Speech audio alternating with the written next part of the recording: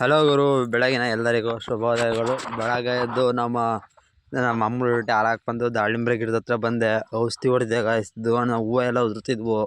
ಅದಕ್ಕೆ ನೋಡ್ಕೊಂಡು ಹೋಗೋಣ ಅಂತ ದಾಳಿಂಬ್ರೆ ಗಿಡ ಬಂದು ದಾಳಿಂಬ್ರೆ ನೋಡ್ಕೊಂಡು ಮತ್ತೆ ಈರುಳ್ಳಿ ತಗೋದೆ. ಈರುಳ್ಳಿಲಿ ಕಡೆ ಇತ್ತು, ಇನ್ನೆಲ್ಲ ಕುಕ್ಬೇಕು ಅಂದ್ಕೊಂಡು ಈರುಳ್ಳಿ ತಗೊಂಡವ. ಮತ್ತೆ ಮನೆ ಹತ್ರ ಬಂದೆ. ಮತ್ತೆ ಸ್ಕೂಲ್ ಮೈ ತೊಳ್ಬೇಕಿತ್ತು, ಮೈ ತೊಳೆದು ಅವನ್ನೇ ಕಟ್ಟಿ ಮತ್ತೆ ನಮ್ಮ ಗಾಡಿ ತೊಳೆದೆ ಗಾಯಿಸ್ತೇನೆ. ಅಮಾವಾಸ್ಯೆ ಪೂಜೆಗೆ ಹೋಗೋಣ ಅಂತವ ಗಾಡಿ ತೊಳ್ಕೊಂಡು ಮತ್ತೆ ಇನ್ನೇನು ಪೂಜೆಗೆ ಸಾಯಂಕಾಲ ಹೋಗೋಣ ಎಂದು ಈಗ ಕೊಡೆ ದಾಂಡೆ ಬಿಸಿಲಿತ್ತು ಇವತ್ತು ಅಂತ ದನ ಮೇಯ್ಸೋಣ ಅಂತ ದನ ಬಿಡೋಣ ಅಂತ ಹೊರಟೆ.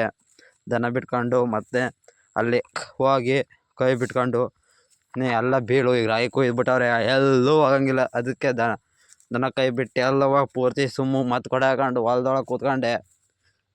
ಮಾಮೂಲಿ ಫೋನ್ ನೋಡ್ಕೊಂಡು ಸ್ವಲ್ಪ ಹೊತ್ತು ಇನ್ನೇನು ಆಮ್ಯಾಕೆ ಎದ್ದು ಮನೆ ಕಡೆ ಓಟ ಗಾಯಿಸಿದ್ದು ಅದು ಆಯತ್ತೆ ಅಂತ ಹಿಂದೆ ಮುಂದೆ ಹೋಗ್ತವೆ. ಒಂದೊಂದು ಸೆಂಟ್ರಿಗೆ ಹೋಗಲ್ಲ ಗಾಯಿಸಿ ಮಾಡ್ರಿ ಇವು.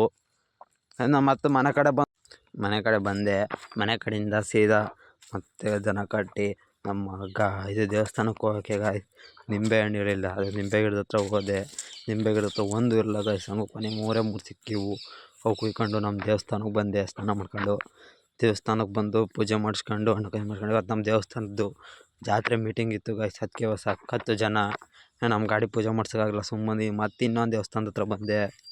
ದೇವಸ್ಥಾನ ಸೀದಾ ಒಳಗೆ ಹೋಗಿ ಮತ್ತೆ ಪೂಜೆ ಮಾಡ್ಕೊಂಡು ಅದನ್ನು ನಮ್ಮ ಇದು ದೇವರು ಬಂತು. ದೇವ್ರದ್ದೊಂದು ವೀಡಿಯೋ ಮಾಡ್ಕೊಂಡು ಗಾಯ್ಸ್ ಸೀದಾ ಮಂತಕ್ಕೆ ಬಂದು ನಮ್ಮ ಗಾಡಿಗೆ ನಿಂಬೆ ಹಣ್ಣು ಕಟ್ಟಿ ಇಷ್ಟೇ.